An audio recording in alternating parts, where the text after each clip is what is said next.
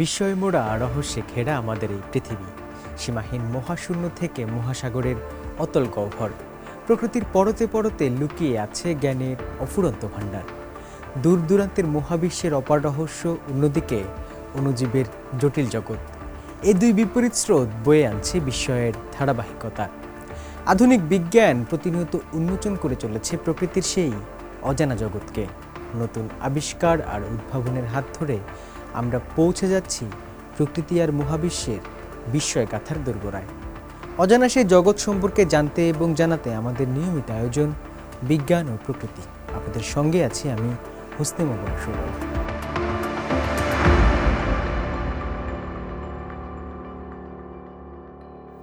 দর্শক, শুরুতে বিজ্ঞান ও প্রযুক্তি।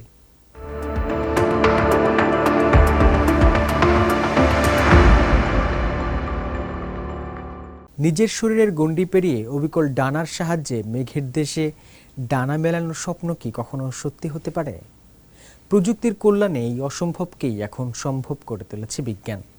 সম্প্রতি পেকিং বিশ্ববিদ্যালয়ের গবেষকদের এক যুগান্তকারী ভার্চুয়াল গবেষণায় মানব মস্তিষ্কের অবিশ্বাস্য অভিযোজন ক্ষমতার এক নতুন দিগন্ত উন্মোচন করেছে, যেখানে কল্পনার ডানা কেবল চোখের সামনে ভেসে ওঠাই নয়, বরং মস্তিষ্কের স্নায়বিক বিন্যাস বদলে সেগুলোকে নিজের শরীরের জীবন্ত অংশ হিসেবে গ্রহণ করে নেয়।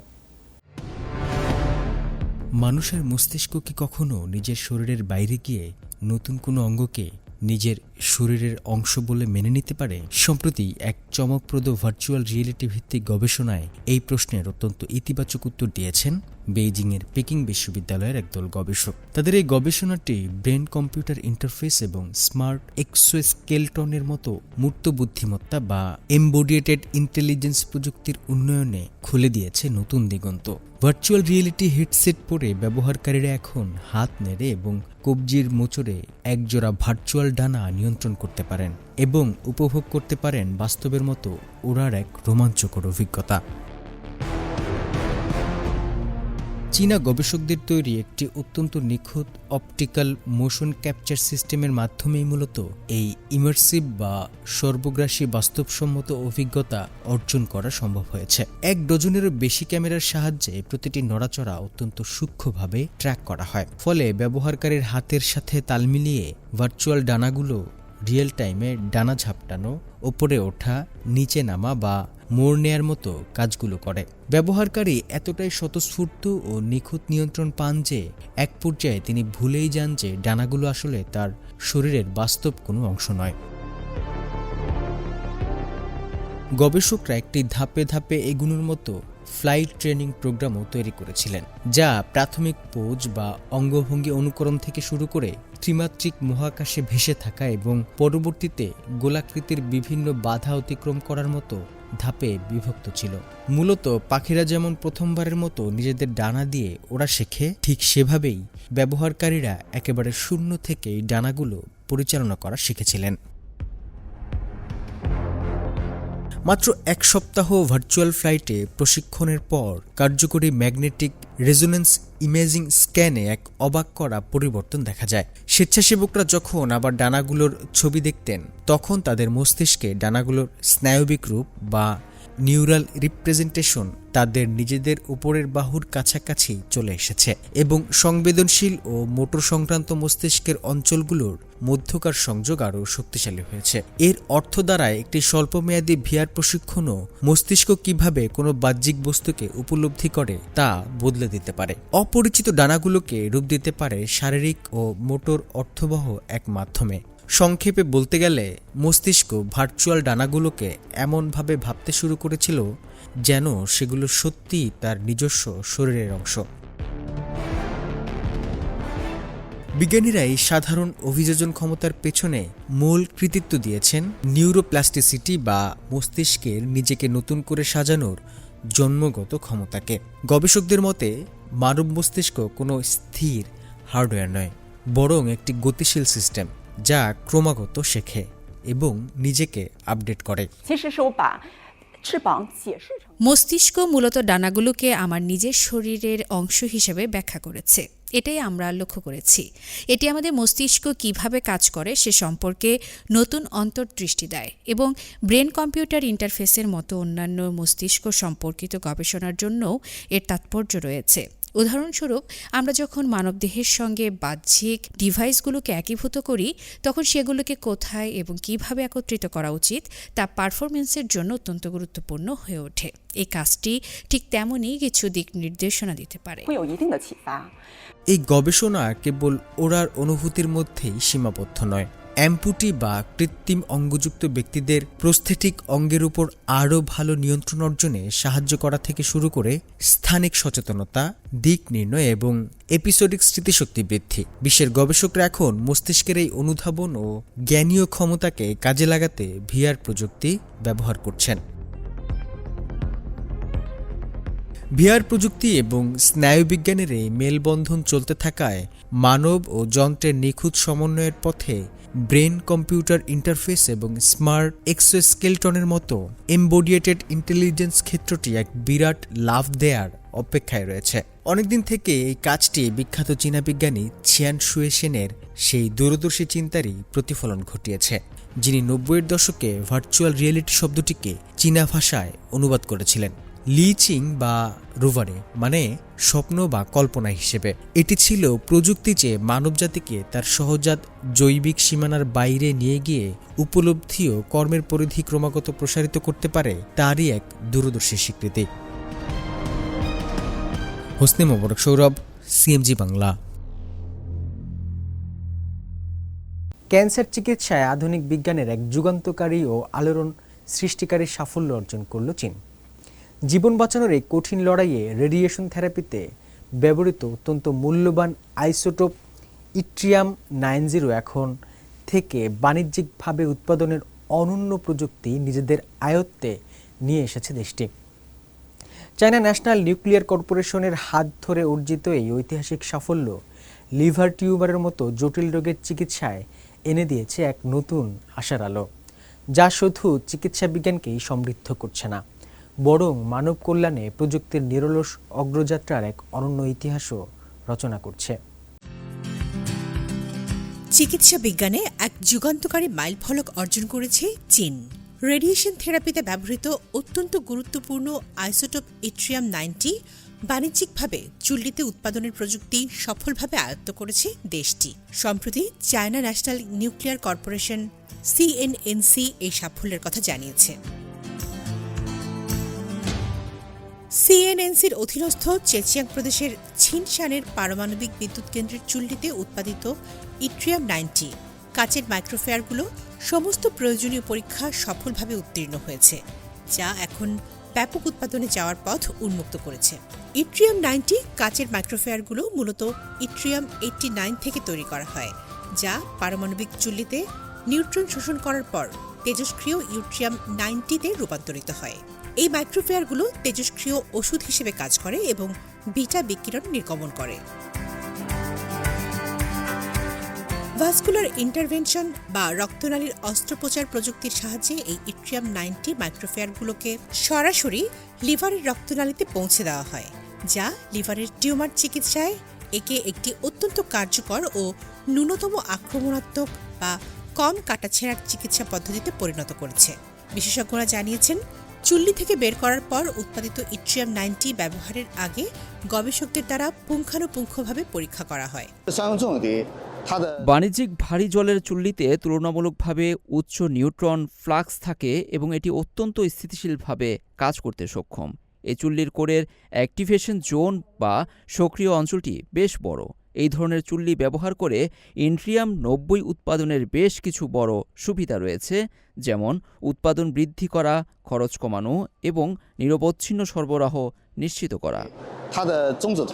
চীনের ছিনশান পারমাণবিক বিদ্যুৎ কেন্দ্রের মাধ্যমে বাণিজ্যিক চুল্লিতে তেজস্ক্রিয় আইসোটোপ ইট্রিয়াম-90 সফলভাবে উৎপাদন প্রযুক্তি লিভার টিউমার চিকিৎসায় ব্যবহৃত ন্যূনতম আক্রমণাত্মক ও কার্যকর ওষুধ তৈরির পথ সুগম করেছে। একই সাথে বাণিজ্যিক ভারী জলের চুল্লি ব্যবহার করে এর উৎপাদন বৃদ্ধি, খরচ হ্রাস এবং বাজারে নিরবচ্ছিন্ন সরবরাহ নিশ্চিত করার এক নতুন সম্ভাবনার দ্বার উন্মোচন করেছে। Farhana Jennifer, CMG Bangla. সীমাহীন মহাশূন্যের বুক চিরে চলা একাকী কক্ষপথে মানব সভ্যতার অগ্রযাত্রা আজ নতুন এক উচ্চতায় পৌঁছেছে। চীনের থিয়ানকং স্পেস স্টেশনে সফলভাবে 50 দিন অতিবাহিত করে শেনচৌ 23 মিশনের নির্ভীক নভোচারীরা রচনা করেছেন এক অবিস্মরণীয় ইতিহাস। শূন্য অভিকর্ষের জটিল চ্যালেঞ্জ জয় করে স্পেস স্টেশনের নিয়মিত রক্ষণাবেক্ষণের পাশাপাশি মানব স্বাস্থ্য, বায়োমেকানিক্স এবং মস্তিষ্কের কার্যকারিতা নিয়ে যুগান্তকারী সব বৈজ্ঞানিক গবেষণায় ব্রতী হয়েছেন তারা। মহাশূন্যের অন্তহীন শূন্যতায় ইতিহাস গড়ে চীনের থিয়ানকং স্পেস স্টেশনে সফলভাবে প্রায় 50 দিন কাটিয়ে দিয়েছেন শেনচৌ 23 মিশনের নভোচারীরা। কক্ষপথে অবস্থানকালে স্পেস স্টেশনের রক্ষণাবেক্ষণের পাশাপাশি তারা পরিচালনা করছেন নিত্য নতুন ও যুগান্তকারী সব বৈজ্ঞানিক পরীক্ষা নিরীক্ষা, যা চীনের মানববাহী মহাকাশ কর্মসূচিতে যোগ করেছে এক নতুন মাইলফলক। চায়না ম্যানড স্পেস এজেন্সির তথ্য অনুযায়ী গেল এক সপ্তাহে নভোচারীরা মাইক্রোগ্র্যাভিটি বা শূন্য অভিকর্ষের প্রভাব মানব স্বাস্থ্য ও কর্মক্ষমতার উপর কিভাবে পড়ে তা নিয়ে বিভিন্ন পরীক্ষা, বায়োমেকানিক্স বা জীবযান্ত্রিক গবেষণা এবং মস্তিষ্কের কার্যকারিতা সংক্রান্ত অধ্যয়ন সম্পন্ন করেছেন। কক্ষপথের বায়োমেকানিক্স সংক্রান্ত ডেটা ভূপৃষ্ঠের গবেষকদের শূন্য অভিকর্ষের মধ্যে পেশি ও টেন্ডনের মিথস্ক্রিয়া ম্যাপ করতে সাহায্য করবে। অন্যদিকে মস্তিষ্কের কার্যকারিতা নিয়ে চালানো গবেষণা দীর্ঘমেয়াদী মহাকাশ ভ্রমণ কিভাবে মানুষের জ্ঞানীয় নিয়ন্ত্রণ এবং স্নায়বিক কর্মক্ষমতাকে পরিবর্তন করে সে বিষয়ে নতুন আলোকপাত করবে। এছাড়াও শেনচৌ 23 এর ক্রু সদস্যরা দহন ও তরল পদার্থবিজ্ঞান সংক্রান্ত পরীক্ষা নিরীক্ষার সরঞ্জাম রক্ষণাবেক্ষণ ও আপগ্রেড করেছেন এবং নতুন গবেষণা মডিউল ইনস্টল করেছেন। পাশাপাশি স্পেস স্টেশনের বিভিন্ন যন্ত্রপাতির রুটিন পরিদর্শন ও রক্ষণাবেক্ষণের কাজ করেছেন তারা। এমনকি স্পেস স্টেশনে প্রথমবারের মতো আত্মপ্রকাশ করা আপগ্রেড করা বডি মাস মেজারমেন্ট ডিভাইস বা শরীরের ভর পরিমাপক যন্ত্রের পরীক্ষাও সফলভাবে সম্পন্ন করেছেন। কর্মব্যস্ত এই শিডিউলের মধ্যেও মহাকাশের শূন্য অভিকর্ষের শারীরিক নেতিবাচক প্রভাবগুলো প্রতিহত করতে নভোচারীরা তাদের প্রতিদিনের ইন অরবিট ব্যায়ামের রুটিন নিয়মিত চালিয়ে যাচ্ছেন। গেল 24 মে চীন সফলভাবে শেনচৌ 23 মানববাহী মহাকাশযান উৎক্ষেপণ করে 3 নভোচারীকে কক্ষপথে পাঠায়। এই মিশনের ক্রু সদস্যরা হলেন মিশন কমান্ডার চু ইয়াংজু, চাং চি-ওয়ান এবং লাইকা ইং, যিনি চীনের হংকং বিশেষ প্রশাসনিক অঞ্চল থেকে প্রথম মহাকাশে ভ্রমণকারী নভোচারী হিসেবে ইতিহাস গড়েছেন। CMS এর পরিকল্পনা অনুযায়ী এই নভোচারীরা মহাকাশে 1 বছরব্যাপী অবস্থানের একটি দীর্ঘমেয়াদী গবেষণার প্রস্তুতি নিচ্ছেন। এই বর্ধিত মিশনের সময় ক্রু সদস্যরা মহাকাশ জীবন বিজ্ঞান, পদার্থবিজ্ঞান, microgravity fluid physics, aerospace medicine এবং নতুন মহাকাশ প্রযুক্তির মতো সীমান্ত ক্ষেত্রগুলোতে 100টিরও বেশি নতুন বিজ্ঞান ও অ্যাপ্লিকেশন প্রজেক্ট বা প্রকল্প বাস্তবায়ন করবেন। সাকিব সিকান্দার, সিএমজি বাংলা। দর্শক, এবার প্রাণ ও প্রকৃতি।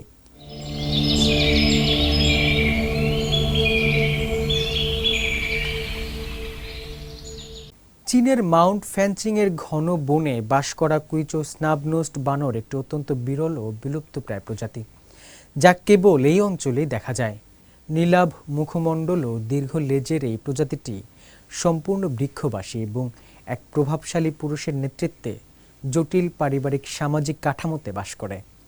শীত ও বৃষ্টিসহ পর্বতের রুক্ষ আবহাওয়ায় বেঁচে থাকতে এদের ঘন পশম এবং পারস্পরিক গ্রুমিং বা পশম পরিষ্কারের মাধ্যমে সামাজিক বন্ধন জোরালো রাখা গুরুত্বপূর্ণ ভূমিকা পালন করে। সুইজারল্যান্ডের বিশেষ ডকুমেন্টারি সিরিজ মাউন্ট ফ্যানচিংয়ের 3য় পর্ব গ্রে স্নাবনোস্ট বানরে তুলে ধরা হয়েছে কিভাবে উপযুক্ত সংরক্ষণ উদ্যোগ ও অভয়ারণ্য এই ফ্ল্যাগশিপ প্রজাতিটির আবাসস্থল সুরক্ষায় ও প্রজাতিটিকে টিকিয়ে রাখতে মূল ভূমিকা হিসেবে কাজ করছে।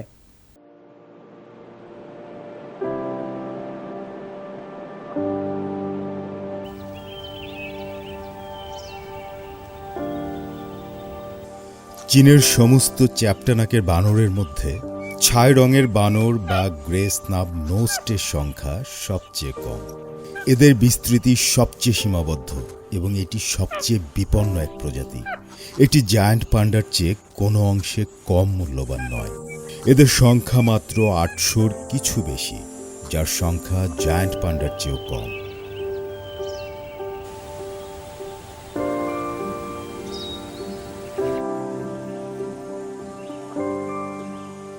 গ্রে স্নাব নোস্ট বানর অত্যন্ত সতর্ক স্বভাবের। যখনই এটি কোনো বিপদের আভাস পায়, যত দ্রুত সম্ভব পালিয়ে যায় এবং ঘন জঙ্গলের গভীরে অদৃশ্য হয়। এদের দেখা মেলা এতটাই কঠিন ছিল যে একসময় এদের বিলুপ্ত বলেই গণ্য করা হতো। 1903 সালে British high commissioner Henry Bray Leech Kweichow প্রদেশের এক শিকারীর কাছ থেকে একটি স্ত্রী বানরের চামড়া সংগ্রহ করেন, যা তিনি আগে কখনো দেখেননি। পশ্চিমা প্রাণীবিজ্ঞানীরা এই রহস্যময় প্রাইমেটটিকে white শোল্ডার্ড hair ended স্নাব nosed monkey নাম দেন। 1980-র দশকের শুরুতে কয়েক প্রজন্মের চীনা প্রাণীবিজ্ঞানীদের নিরলস প্রচেষ্টার পর অবশেষে ফ্যানচিং পর্বতে এদের সন্ধান মেলে। রহস্যময় প্রাণীটি সবার সামনে উন্মোচিত হয় এবং এর নতুন নামকরণ করা হয় গ্রে স্নাব নোস্ট বানর।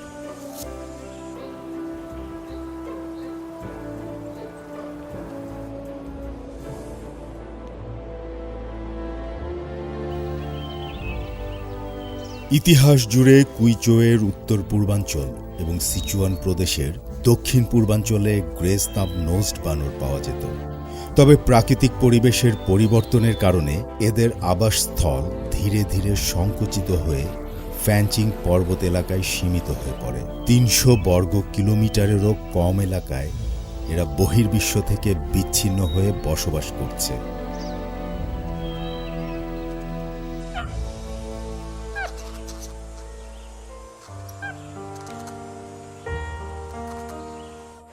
এই বানরের দেহের দৈর্ঘ্য 60 থেকে 70 সেন্টিমিটার। এদের লেজ 80 থেকে 90 সেন্টিমিটার পর্যন্ত লম্বা হয়। ওজন প্রায় 13 থেকে 16 কেজি। লেজটি গরুর লেজের মতো দীর্ঘ সরু, তাই স্থানীয়দের কাছে এটি গরুর লেজ বানর নামে পরিচিত। গাছে লাফিয়ে চলার সময় এই লম্বা লেজ তাদের ভারসাম্য বজায় রাখতে সহায়তা করে, যার ফলে তারা গাছের কচি ডালপালা, ফুল ও ফলমূল সহজে নাগাল পায়। তারা যেখানে ইচ্ছা যা ইচ্ছা খেতে পারে।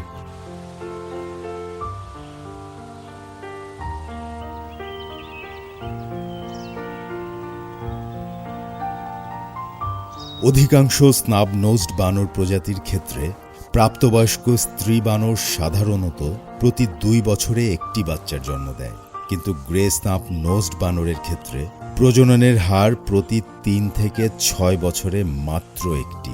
তদুপরি ছানাদের বেঁচে থাকার হারও কম। ফলস্বরূপ প্রজনন ক্ষমতার এই ধীর গতির কারণেই গ্রে স্নাব নোজড বানরের সংখ্যা এত কম।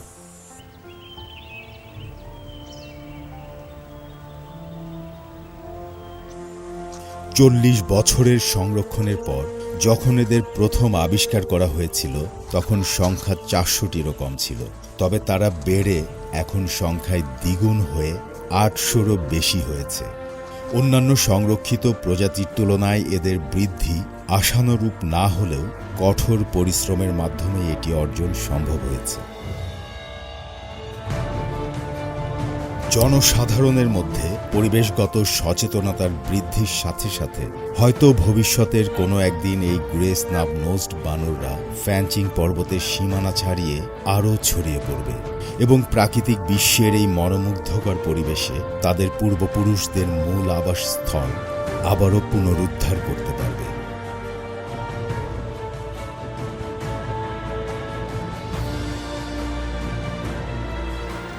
দর্শক সামনে অপেক্ষা করছে আরও বহু বিষয় আরও না বলা কথা। আজকের মতো এটুকুই। আবারও ফিরে আসব আগামী সপ্তাহে প্রাণ, প্রকৃতি আর বিজ্ঞানের নতুন আলো নিয়ে। সে পর্যন্ত সুস্থ থাকুন, ভালো থাকুন, ভালোবাসুন বিজ্ঞানকে, সঙ্গে থাকুন প্রকৃতির। ধন্যবাদ।